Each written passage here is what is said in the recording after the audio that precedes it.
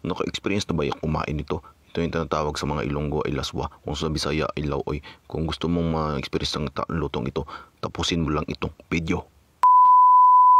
Kailangan lang natin ng mga salin-salin na isda, kalabasa, sari-saring kulay, patola, mga padanlog ng mga sagbot, saluyot, kulitis. Kailangan rin natin ng ausarns, samatis, bawang, luya. Ilagay na natin ang pinakakusga nating kaldirong. Pagkatapos, ilagay natin ang salin nga mantika na 2 pesos. Una, luya. Gisahin natin at mga ausarns at bombayers at kamatisers. Pagkatapos, ilugay-lugayin natin ng pagganon at pagayon at hanggang sa maglambot at maglabas na yung aroma ng ating kalabasern.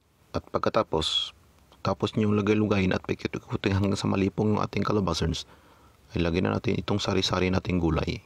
Talong, blattongs, okra, at marami pang iba. At pagtapos natin lugay-lugayon itong okra natin at sa mga kalabaserns natin, lugay-lugayon lang natin hanggang sa maghumok ang ating mga gulayerns. Pagkatapos, lagyan, hindi natin makalimutan itong magic syrup pins para masarap yung ating mga lutuerns. At lugay-lugayin natin at lagyan na natin ng bitsenerns. Pagkatapos, i-prepare natin yung ating isda, lugay-lugay natin isda na maliit turns. At pagkatapos nyan, ilagay natin yung ating mga dahoners na mga saluyoterns at mga kulitisers na pangpadanlog sa ating kinabuherns. Itong gulayers na ito ay pangpahaba ng ating mga buhayers, kaya kumain tayo nito. Pag nakakaong kayo ng ganitong mga gulayers, ito ay lalakas ang iyong mga katawaners at makakagawa kayo ng 3 rounds sa inyong mga partnerens.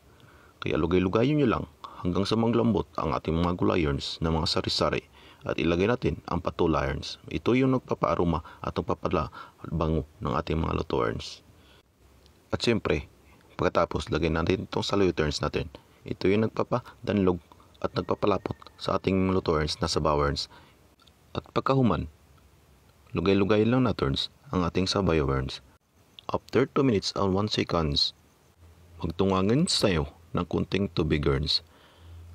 Ang ingon nila, pag nakakaon ka na itong sabawan sa gulayers na ito, ay lalakas ang iyong mga katawan at lalakas kang magtrabaho, magdadaraw ka ng 1 hektarya at pagkahuman ni mong lugay-lugayon, kinahanglan, takluban mo na rin. At hintayin natin dito na lumambot yung mga dahoners natin at ablihan natin ang takloberns. Tingnan natin kung malambot na yung ating mga dahoners at dumagdag tayo ng sarap at bitsiners. At syempre, yung ating kulitisers na nagpaparoma at nagpapabango sa sabawerns. Itong gulay natin at sabawerns ay napakalami talaga nito. Pag kumain ka nito, makakaubos ka nito ng bahaw, ng mga tira-tira nating bahaw sa ating mga bahayers. Lugay-lugay lang natin lang lugay-lugay ng after 3 minutes and 1 seconds. Tikmaners na natin kung ano na ang lasa ng ating lutuerns.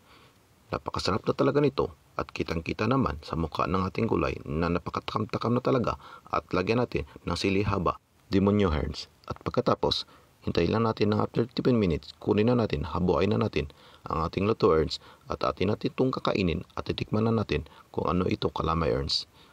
Ay napakasarap talaga at sugupin na natin ng sabaw. Wow, sarap-sarap. Alright. Sarap-sarap talaga. Ang lambot ng gulay, ang bango-bango ng sabawerns. Ito ang papahaba ng ating buhay. Kaya luto kayo nito mga idol kasi masarap itong luto na ito. Hanggang dito na lang at sana nagustuhan niyo itong ating video. Alright.